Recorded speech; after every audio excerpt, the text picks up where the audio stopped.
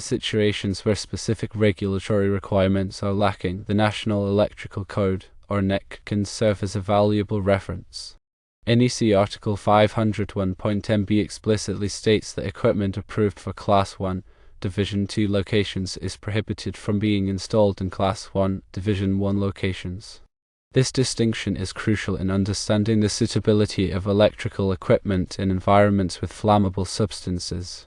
To elaborate, Class 1 locations are those where flammable gases or vapors are, or may be, present in the air in quantities sufficient to produce explosive or ignitable mixtures.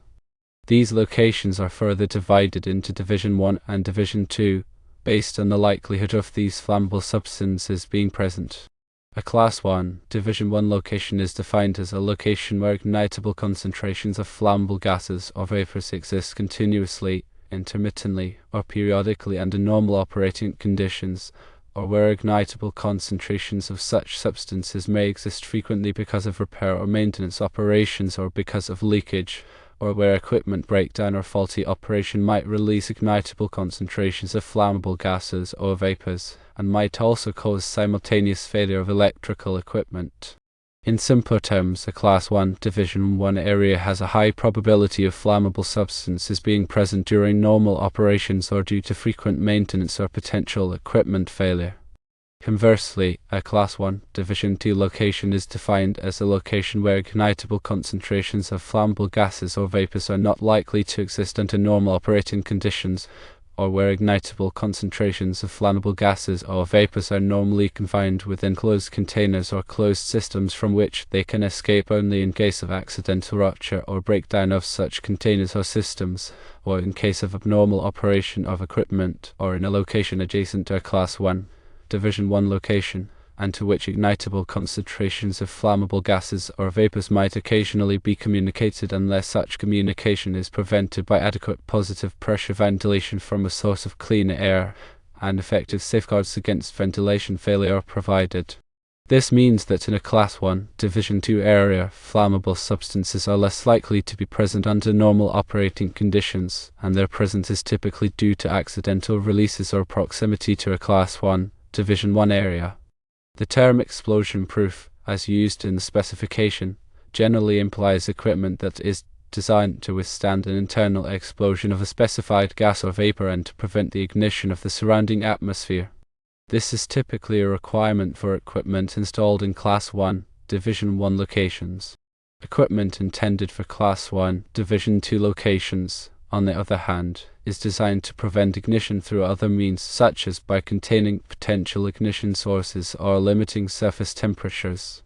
Given the NEC prohibition of using Class 1, Division 2 equipment in Class 1, Division 1 locations, and the specifications requirement for explosion-proof equipment, it can be concluded that a Class 1, Division 2 transformer does not meet the specification for use in a location requiring explosion-proof equipment. The reason is that explosion-proof equipment, suitable for Class 1, Division 1, is designed and tested to contain an internal explosion, whereas Class 1, Division 2 equipment has less stringent requirements. To further clarify the differences, consider the construction and testing standards for each type of equipment. Explosion-proof equipment, as defined by standards like UL 1203, is built with heavy, robust enclosures designed to contain an internal explosion and prevent the propagation of flames or sparks to the surrounding atmosphere. These enclosures undergo rigorous testing to ensure their integrity under explosive conditions. The design incorporates flame paths, which are narrow gaps that cool the escaping gases to below their ignition temperature, preventing an external explosion. In contrast, equipment for Class 1, Division 2 locations, as defined by standards like UL 2279 or ISA 12.12.1, may employ various methods to prevent ignition, such as intrinsically safe circuits, non-incendive components, or sealed enclosures. Intrinsically safe circuits limit the energy available to a level that cannot ignite a flammable mixture. Non-incendive components are designed to not produce sparks or hot surfaces capable of ignition under normal operating conditions. Sealed enclosures prevent the ingress of flammable substances. These methods are less robust than the explosion-proof construction required for Class 1, Division 1 equipment, as they are designed to address less frequent or less severe exposure to flammable substances. Therefore, the key distinction lies in the level of protection provided. Explosion-proof equipment is designed to contain an internal explosion, making it suitable for environments where flammable substances are frequently present. Class 1 Division 2 equipment is designed to prevent ignition under less hazardous conditions, such as when flammable substances are only present accidentally. When specifying equipment for hazardous locations, it is critical to understand the specific requirements of the area and select equipment that meets or exceeds those requirements. In the context of the question, the specifications requirement for explosion-proof equipment suggests a need for equipment suitable for Class 1 Division 1 locations. A Class 1 Division 2 transformer does not provide the same level of protection and therefore does not meet the specification. In practical terms, consider a scenario in a chemical processing plant where flammable solvents are used. Areas where these solvents are handled or stored may be classified as Class 1 Division 1 due to the constant presence of flammable vapors. In these areas, explosion-proof equipment is essential to prevent catastrophic explosions. On the other hand, areas where solvents are stored in sealed containers and only released in the event of an accidental spill may be classified as Class 1 Division 2. In these areas, Class 1 Division 2 equipment may be adequate, provided it meets the specific safety requirements for that location. When evaluating whether a Class 1 Division 2 transformer meets an explosion-proof specification, several factors must be considered. Firstly, the specific definitions and requirements outlined in the applicable codes and standards, such as the NEC and UL standards, must be reviewed. Secondly, the intended use and location of the equipment must be assessed to determine the appropriate level of protection. Thirdly, the equipment's certification and listing must be verified to ensure it meets the required standards. Fourthly, the manufacturer's documentation and specifications must be consulted to understand the equipment's limitations and capabilities. By carefully considering these factors, it can be determined whether a Class 1 Division 2 transformer is suitable for a particular application requiring explosion-proof equipment. The NEC provides further guidance on the selection and installation of equipment in hazardous locations in Articles 500 through 516. These articles cover various types of hazardous locations and provide detailed requirements for equipment, wiring, and installation practices. For example, Article 501 specifically addresses Class 1 locations, outlining the requirements for equipment in both Division 1 and Division 2 areas. Article 505 covers zone classifications, which are an alternative system for classifying hazardous locations based on the frequency and duration of the presence of flammable substances. Article 511 addresses commercial garages, while Article 514 covers gasoline dispensing and service stations. These articles provide specific requirements tailored to the unique hazards present in each type of location. In addition to the NEC, other relevant standards and guidelines include those published by organizations such as the Institute of Electrical and Electronics Engineers, or IEE, the International Electrotechnical Commission, or IEC, and the National Fire Protection Association, or NFPA. These organizations develop standards and best practices for electrical safety in hazardous locations, providing valuable guidance for engineers, installers, and facility managers. It's also important to consider the specific requirements of the authority having jurisdiction, or OJ, which is the organization or individual responsible for enforcing the electrical codes and standards in a particular area. The AHA may have additional requirements or interpretations that must be followed, so it's essential to consult with them to ensure compliance.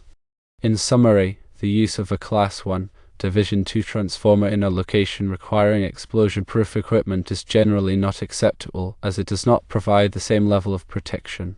The NEC and other relevant standards provide clear guidance on the selection and installation of equipment in hazardous locations, and it's essential to follow these guidelines to ensure the safety of personnel and property. When in doubt, consult with a qualified electrical engineer or other expert in hazardous location safety to determine the appropriate equipment for a specific application.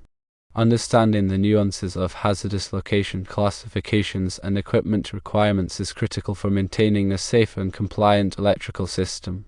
The differences between Division 1 and Division 2, as well as the various protection methods available, must be carefully considered when selecting equipment for these environments. By adhering to the applicable codes and standards, and by seeking expert guidance when needed, the risk of explosions and other hazards can be minimized.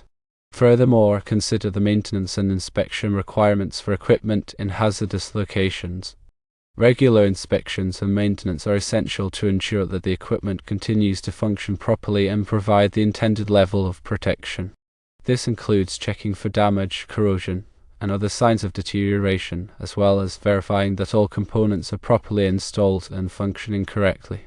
Maintenance should be performed by qualified personnel who are trained in hazardous location safety and familiar with the specific equipment being maintained.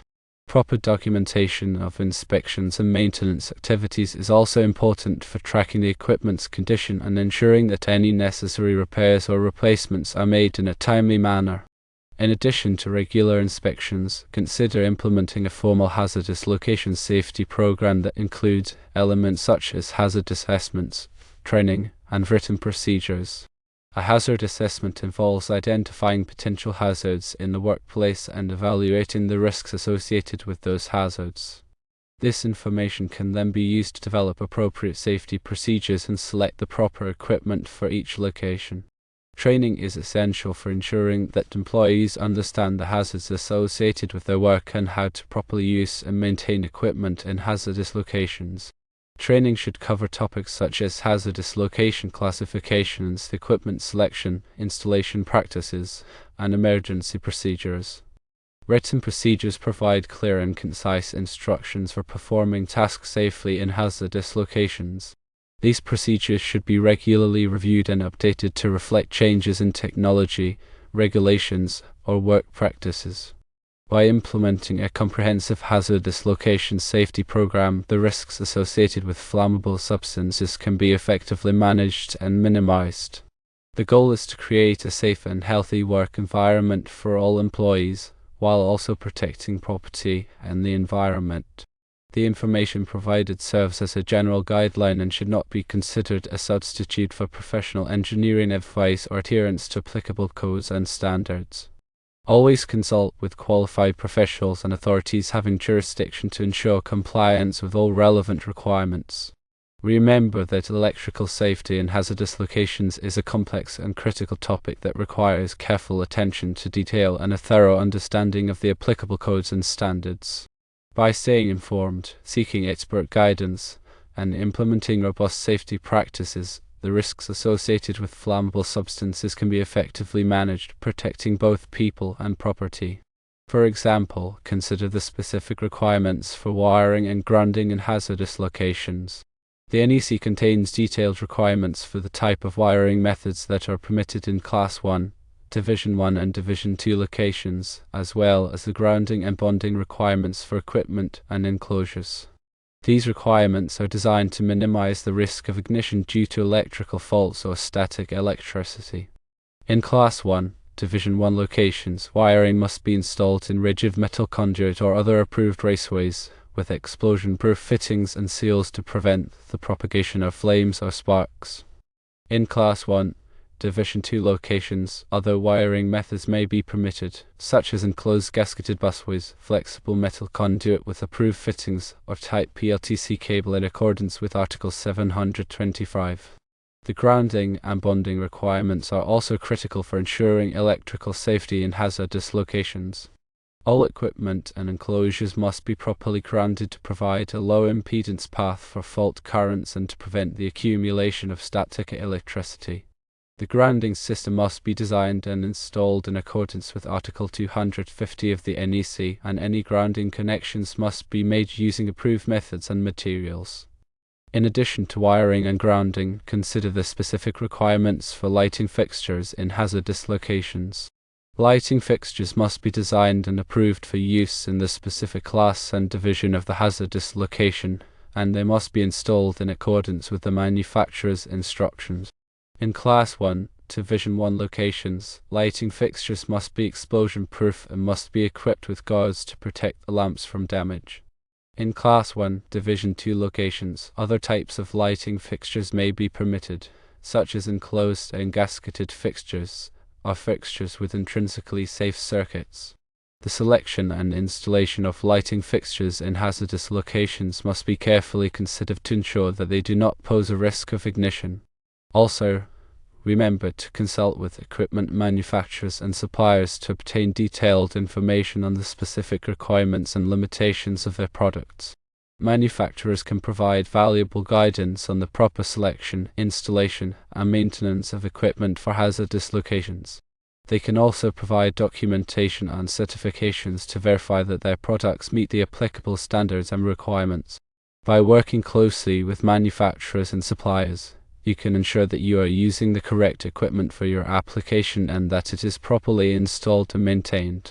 Continuous education and training are essential for staying up to date on the latest codes, standards, and best practices for electrical safety in hazardous locations.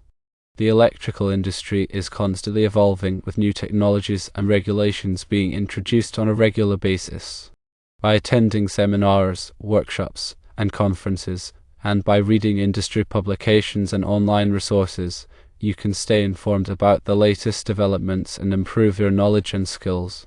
Continuous education and training are particularly important for electrical engineers, electricians, and other professionals who work in hazardous locations.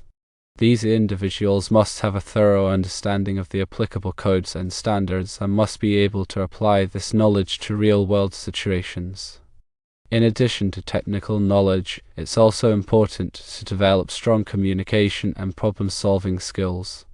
Electrical safety in hazardous locations often involves working in teams and communicating with other professionals such as engineers, operators, and safety personnel. By developing strong communication skills, you can effectively convey your knowledge and ideas and work collaboratively to solve problems and improve safety. In conclusion, remember that electrical safety in hazardous locations is a shared responsibility that requires the commitment and cooperation of everyone involved. By working together, we can create a safer and more productive work environment for all.